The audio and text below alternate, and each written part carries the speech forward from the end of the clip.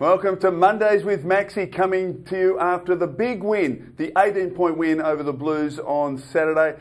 And Maxy, wasn't it great to see 5 new faces in the middle, singing out the song? We've had 8 for the year now, Chriso, so great signs. 8 players debut for the Collingwood Footy Club. It was on the back of the tackling pressure. That was a big part of it.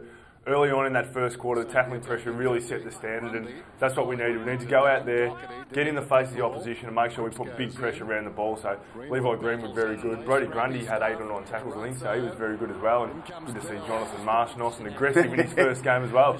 Yeah, look, and that was the real feature, wasn't it?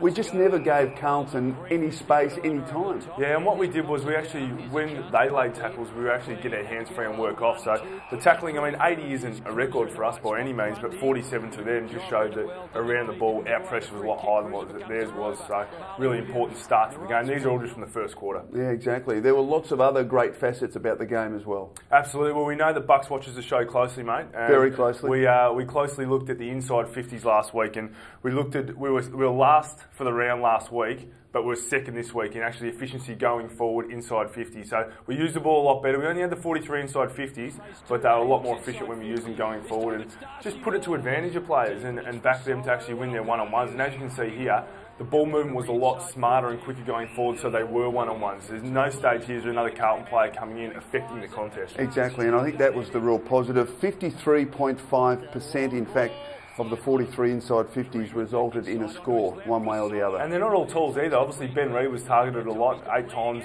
for his return game, but you can see Jamie Elliott for solo. This one here, just a really clever kick to Dane Swan one-on-one, and he's hard to beat one-on-one at the best of times. Yeah, and we'll talk about him a bit later. Also want to talk, you mentioned Ben Reid. Great to see him back. 357 days since he last played. Just so wrapped for him, mate. He's been to hell and back with all his soft tissue injuries, but he only had the 9 disposals, but he was just a target down there, kicked 4 goals. I mean, I'm just so wrapped for him because I know what he's been through. He's had calves, quads, hamstring injuries, and we know that he's gone overseas to try and get them fixed.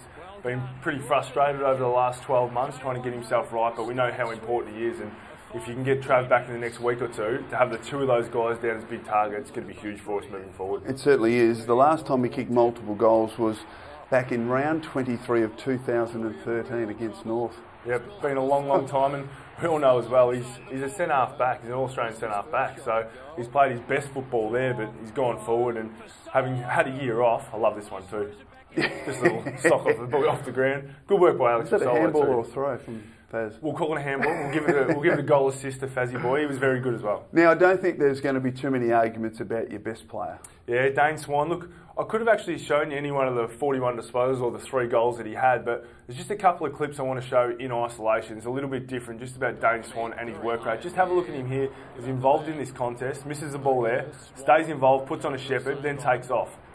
Tate gets the ball kicked out, and you can see Swanee run to the wing here. He could have got used there by Chris, but he didn't. Kept running forward, looking for Greenwood, looking for a handball. Just a little sneaky handball, could get going, Chris. But he stays involved, gets the handball, and then he's being knocked by for his disposal occasionally. But have a look at this. Lace out, Ben Reid gets a free kick, clearly a free kick, and results in a goal. Another one here. So that was about work rate. This one's about his physicality. So he misses the handball, stays involved, keeps the ball moving forward, cops another one, gets the handball out to Greenwood, he gives it the Blair, and he finishes in another goal. So, as I said, I could have shown you all the highlights of the goals, but I want to show a couple of things about Swanee. Number 1, his work rate. Number 2, his hardness around the ball. That's why he was the player of the week. Yeah, 3 Brownlow votes, I'm sure. What about your Collingwood shop special this week, mate? Yeah, 20% off we've got for any on-field range, so make sure you get on there. Well, across the enter board. Enter the code, anything on-field, get on there, 20% off. Yes. Big deal, mate. I know you're going to fill your Christmas stockings with everything over the next week, so get on there. You've got 24 hours to lock down your deal. Great to be here after a big win, mate. Let's hope for another one next week. Yeah, Friday night footy, mate, against the Swans. I'm looking forward to it. It certainly is. A big game up against the Swans at the SCG. Until next week, go Pies.